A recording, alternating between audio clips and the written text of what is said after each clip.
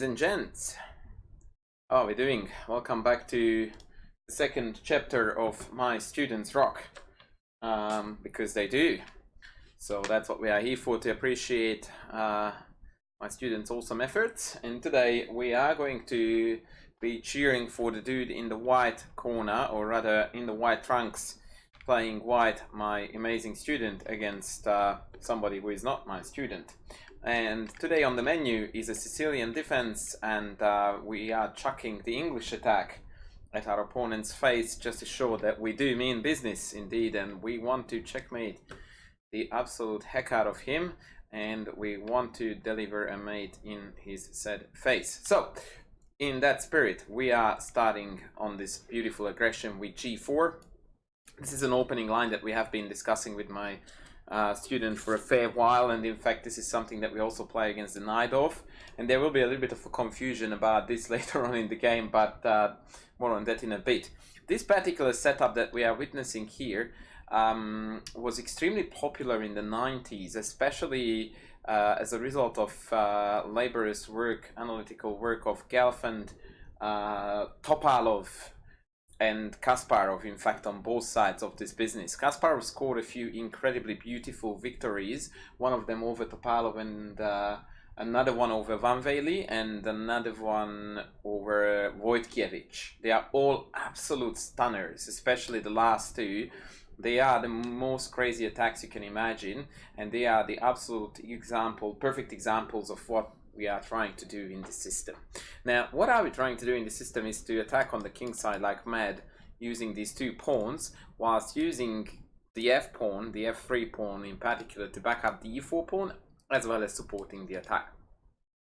In this knight d7 line, black very often does this knight b6 maneuver, where the idea is to regroup this knight to e5 and eventually jump into c4, trying to compromise the setup of the queen and the bishop. The very popular line that Topalov made extremely known and widely played in the 90s was beginning with h6. It was a very, very fascinating line, which I'm trying to recall how it goes. Wow, I'm so bad.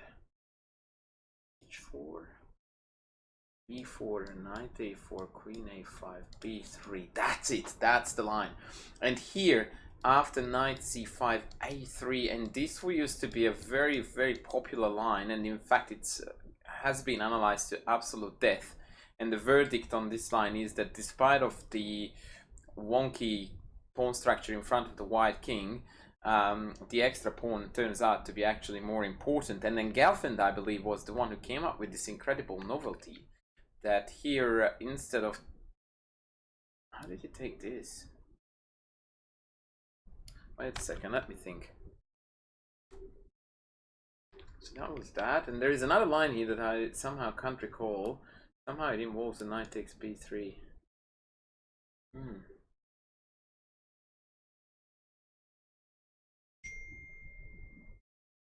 Yeah, I'm struggling. I can't remember. A3 was obviously knight. Was it? Oh, maybe. Was it rook c8? Yes, it was rook c8. Yes, okay. I think I put together the equation in my head, and after takes, knight takes, queen takes. That's it. That was another variation where black tried to utilize the weakened white king, and again it turned out to be a futile effort. And after a couple of moves, it actually turns out that white is the one who is exploiting now the weakness of the queen side. And note that this king is turning out to be weaker than this one. Anyway, so that was just a little bit of a side note on theory. Our game is actually going to follow a different path, and this is where the confusion is going to kick in. This is actually a mistake, because after knight b6, black is threatening to play b4, forcing the knight back to e2, but then knight c4 is extremely annoying.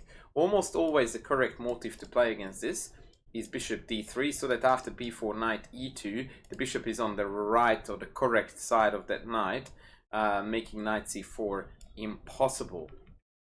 So h4 was a blunder, as was bishop e7, because it failed to exploit b4, and h5 is another blunder that came from the confusion that in the e5 lines of the knight of there is a variation where I have shown to my student to play h4, h5 first before he plays g5 to eliminate the knight h5 possibility. Now in the Scheveningen setup, almost always it is terrible to put the knight here because it can never come back here, and essentially we are just playing with a piece down, and it's not even that difficult to dislodge the knight. There is this famous maneuver to come around here as well as play f4, bishop e2, so there are lots of ways to kick it out.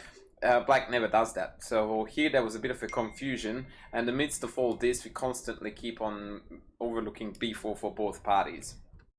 However, from this point on, bishop d3, white plays a near perfect game. There will be one more missed opportunity, but the rest of the game is played to perfection.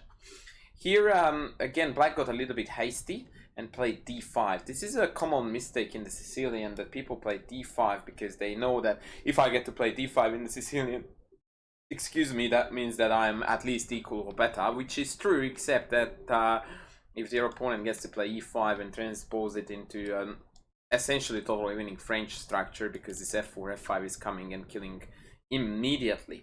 For this reason, however, black needed only a tiny adjustment, which was knight d7, and after any sensible white move, you name it, now b4, knight back, and d5 is a stock standard setup. Now here knight f4 is very strong according to the computer, which somewhat surprises me, but at the same time it's logical because knight d6 is threatened, and prefers rook c8.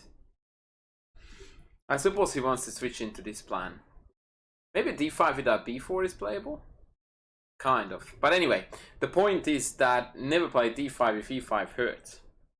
And very often you find that even if the queen is on c7, for the argument's sake I'm going to play queen c7, king b1 and then d5, even here e5 is extremely powerful because the queen can't take owing to bishop f4, trapping the queen. No, bishop, queen takes, loses to bishop check. So yes, this French structure is absolutely horrid, and that was the only moment when my opponent, rather my student, sorry, missed a very important tactical trick. Knight takes e6 takes, bishop check king here, and now queen f4 is neatly made, so all we need is to evac with the bishop, and queen f4 next is going to mop up in style. Beautiful chess. Unfortunately we missed that, but from here on, after f4 we rock. f5, knight takes, pawn takes, very important recapture. Some would be reluctant to open up the c-file, which is a very silly fear, because there is nothing that can hurt us on the c-file, but at the same time this pawn recapture guarantees that this knight is going to be dumb for the rest of the game. b4, knight back, queen d7, king b1, just to step out of some awkward checks, and from here on the attack rolls on beautifully. He actually castled right into it, which was a slight error, but considering that knight f4 is coming and crashing through on e6, I can't really fault black for castling here. Castling here would have been probably the most pragmatic solution, but even here take knight f4 picks up the e6 cherry, and with that the game. Okay, so castles f6, really awesome attack, no compromise, no preparations, we are going for the kill, and here my student does it really splendidly.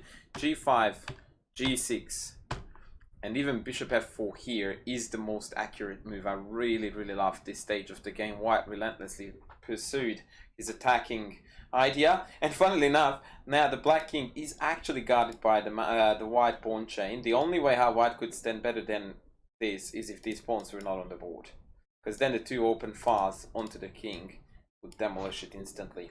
As is, we needed to push a few pawns further up to tickle the king. e5, bishop g5, beautiful perfect chess. Note again that we don't pay any attention whatsoever to the fact that this is under it's a threat. We basically, a typical case when I'm telling my students that they have no right to be afraid of anything. We are now on the mission of killing this king, and nothing can stop us in the way. So h6 is actually a very logical move. Bishop g5 according to the engine is more accurate, but whatever. We are headed towards the main goal, which is to catch the king. ed4, and unfortunately, sorry, there was one more inaccuracy in the game. He queen f6 would have put the icing on the cake beautifully with this unstoppable mate threat on h7. A beautiful sight to behold.